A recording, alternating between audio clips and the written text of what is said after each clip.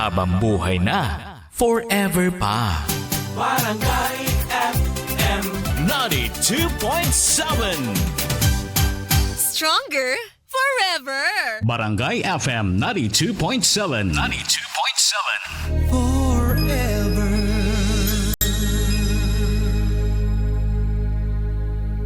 Number 1 sa Baguio. Bongga ka, Day. Kasama si Sexy Inday.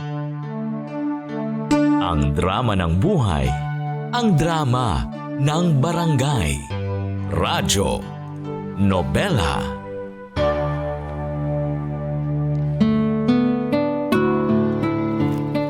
Nasundan pa ang mga date namin ni Roel at doon nga namin mas nakilala ang isa't isa, Sexy Inday.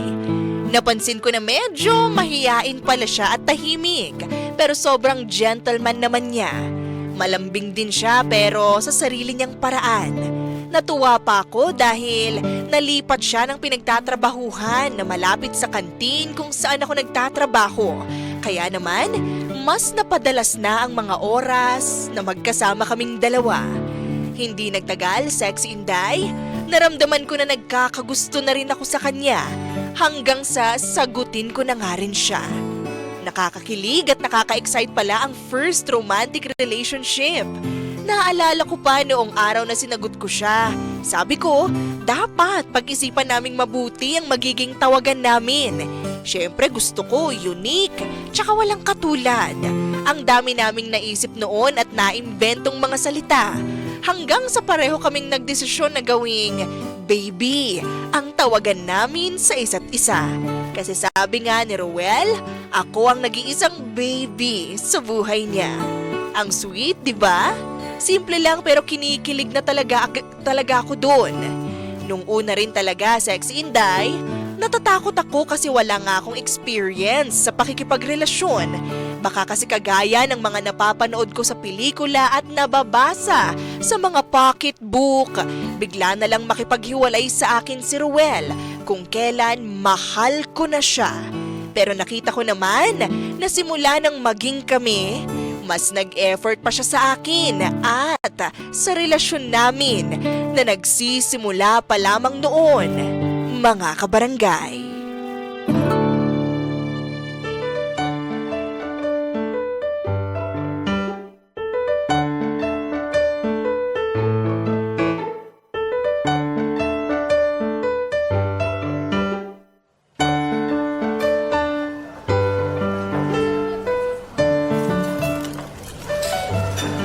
Ano baby, masarap ba? Masarap! Mabuti naman at nagustuhan mo. Alam mo, dati ko pa naririnig ang lugar na to. Pero ngayon lang ako nakakain dito. Sikat talaga tong burger house na to kasi masarap halos lahat ng burger nila dito. Mukha nga, tapos ang mura pa ng mga pagkain sa menu nila. Naku baby, may sauce ka sa gilid ng labi mo. Sandali lang at pupunasan ko ng tissue. Ayan, okay na baby. Thank you, baby! Wala yun. Alam mo naman na gusto ko inaalagaan ka palagi. Nax, ang sweet naman ng baby ko. Pero alam mo, may gusto akong aminin sa'yo. Ano yun? Akala ko, dun tayo kakain sa palagi kong kinukwento na restaurant sa'yo. Alin dun? Parang lahat yata ng resto na napanood mo sa pelikula. Gusto mo puntahan natin. Baby naman nangaasar pa. Biro lang. Ano ba yung tinutukoy mo na resto? Yung sa poblasyon, sa Makati. Yung restaurant na nasa mataas na building. Ah, yun ba? Oo, naalala ko na nga yun. Ang totoo, nagtanong-tanong din ako sa mga kakilala ko na may alam tungkol sa resto na yun. Pero grabe, ang mahal pala ng mga pagkain dun. Tapos, may extra bayad pa para sa service charge nila. Nakita ko nga sa internet na ang gastos kumain sa restaurant na yun. Pero kung espesyal na araw naman para sa ating dalawa, okay lang naman siguro yung gumastos tayo ng malaki paminsan-minsan. Kagaya ngayon, first monthsary natin kaya akala ko sobrang espesyal na lugar ang pupuntahan natin. Kaya ka ba naka-makeup ngayon tapos nakadress ulit? Kasi akala mo doon tayo pupunta? Oo, kasi nga, akala ko gagawin mong sobrang espesyal tong first monthsary natin. Espesyal naman tong oras at lugar na pinuntahan natin, baby.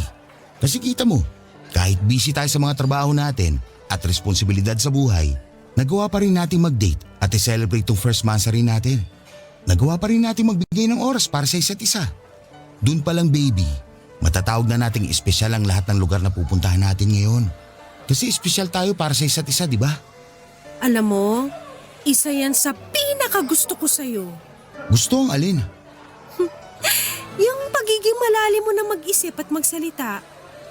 Pero thank you ha, kasi dahil sa mga sinasabi mo na yan, mas na-appreciate ko ang mga bagay na hindi ko na-appreciate dati. Malayo talaga si Roel sa ideal boyfriend na gusto kong magkaroon ako noon, Sexy Inday. Bukod sa gwapo siya, maginoo at malalim kung magsalita, hindi ko na alam kung ano pa ba ang iba kong nagustuhan sa kanya. Ang dami ko kasing ine-expect sa kanya at sa relasyon namin na hindi naman nangyari noon. Ang dami kong ini-imagine na effort niya na hindi niya rin naman ginawa. Ganun pa man, mas minahal ko pa rin siya sa bawat araw na magkasama kaming dalawa. Ganun talaga siguro sa pag-ibig. Kahit hindi nami-meet ang mga expectations mo, ang mahalaga naman doon ay alam mo na masaya ka kasama ang taong mahal mo. Dumaan din sa pagsubok ang relasyon namin noon, Sexy Inday. May mga naging problema din kami habang tumagal ang relasyon naming dalawa. Siguro kasi mas nakikilala namin ang isa't isa at nalalaman namin na meron din pala kaming hindi na pagkakasunduan. At ang pinaka nakakainis para sa akin na pinag-aawayan namin ay kapag nakikita ko na may ibang babaeng nagpapakyut sa boyfriend ko.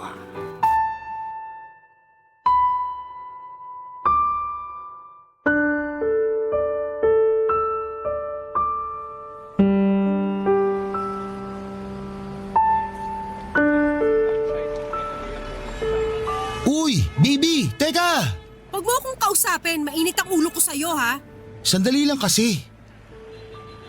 Elaine, ano ba? Huwag mo na nga akong sundan. Huminto ka kasi muna sa paglalakad mo. Elaine naman eh.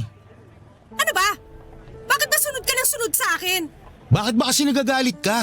Ay wow! Talagang tinatanong mo yan sa akin, ha? Pagkatapos kita makita na nakikipagharutan sa ibang babae? Kung hindi pa kita pupuntahan ng biglaan dyan sa pinagtatrabahuhan mo, hindi kita mahuhuli? Hindi naman ako nakikipagharutan dun kay Rachel. O kita mo na? May kasama ka talagang ibang babae? Hindi ko siya kasama, Elaine. Hindi mo kasama pero magkasabay kayong maglakad papalabas ng opisina nyo? Ang ibig ko sabihin, nagkasabay lang kami palabas ng opisina. Pero hindi ko naman sinadya yun. Talaga? Hindi mo sinadya kahit kapit na kapit siya sa braso mo na parang unggoy? Nakita mo naman na tinanggal ko yung kamay niya sa braso ko, hindi ba? Tinatanggal mo kasi nakita mo na nahuli ko na kayong dalawa. Elaine, wag naman ganun. Oo, aaminin ko na ramdam ko may gusto talaga siya sa akin. Pero di ba nakwento ko na siya sa'yo dati pa? At sinabi ko rin sa'yo na matagal ko na siyang iniiwasan. Pero sadyang makulit lang siya. Makulit daw. Ang sabihin mo, type mo lang din ang mukhang unggoy na babae na yon.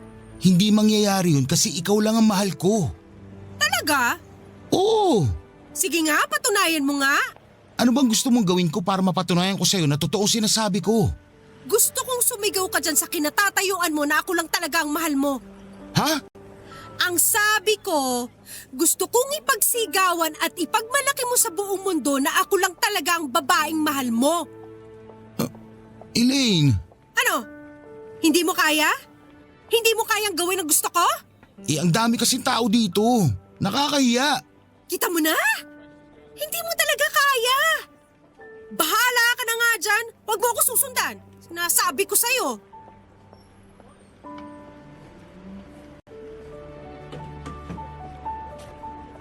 Aba, kita mo tong lalaki na to. Hindi na nga talaga sumunod sa akin. Nakakagigil ah.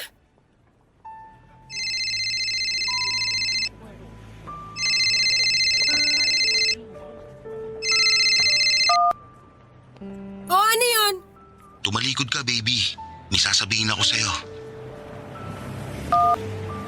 Mahal kita, Elaine! At ikaw lang ang babaeng mamahalin ko sa habang buhay. Promise ko yan sa'yo. Ha? Anong sinasabi mo dyan? Kasi di ba sabi mo, gusto mo sabihin ko sa buong mundo na ikaw lang babaeng pinakamamahal ko. Kaya eto, ginagawa ko na ngayon. Elaine, ikaw ang mundo ko. Kaya gusto kong malaman mo na mahal na mahal na mahal kita. Sexy Inday, parang nawala ang lahat ng inis, galit at selos na nararamdaman ko ng mga oras na yun dahil sa simpleng ginawa ni Ruel. Binalot ng kilig ang buong katawan ko kaya naman nang lumapit siya sa akin, nahampas ko na lang siya sa balikat para mapagtakpan ang kilig na nararamdaman ko noon. Naggalit-galitan pa rin ako pero sa huli, nagkaayos din naman kaming dalawa. At binilinan ko siya na ayoko nang makikita ulit na katabi, kasama o kasabay niyang maglakad ang katrabaho niyang si Rachel na may gusto sa kanya. Marunong din namang maging sweet ang boyfriend ko, mga kabarangay. May mga simpleng bagay siyang ginagawa na kahit papaano, kinikilig din ako. Malayo nga lang talaga siya sa mga ideal boyfriend na nai-imagine ko noon. Malayo siya sa mga leading man na napapanood ko sa mga teleserye at romance movies.